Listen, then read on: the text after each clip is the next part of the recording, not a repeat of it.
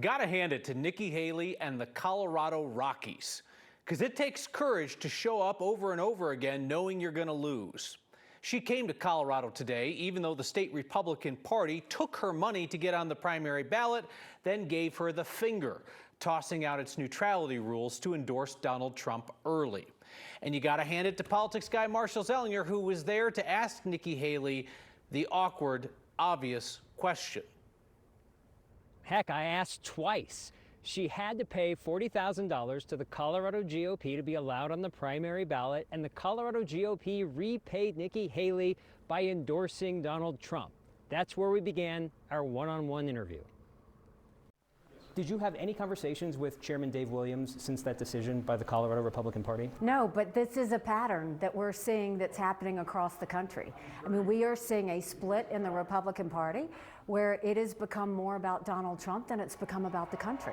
That was a theme of Nikki Haley's 32-minute speech at Wings Over the Rockies in Centennial, telling voters why not to consider Donald Trump, but then also saying this. This is not personal for me with Donald Trump. I voted for Donald Trump twice. What I didn't hear is, if he's the nominee, are you voting for Donald Trump a third time? Well, when you're running against someone, you don't think about what you're going to do later. You're in the moment, you're in the state, you're focused on what's happening. I have said very clearly, I have serious concerns about Donald Trump.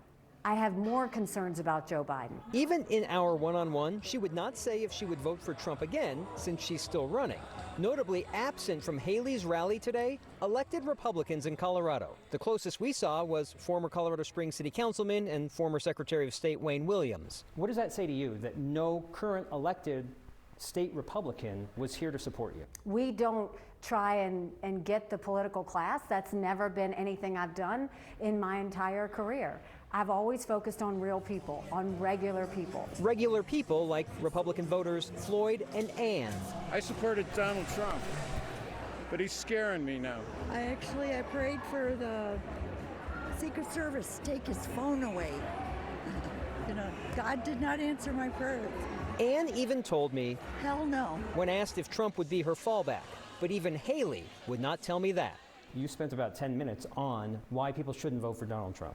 But if you end up voting for him, why should anybody have listened to anything that you said today? I'm not talking about anything but running. I'm talking about defeating him.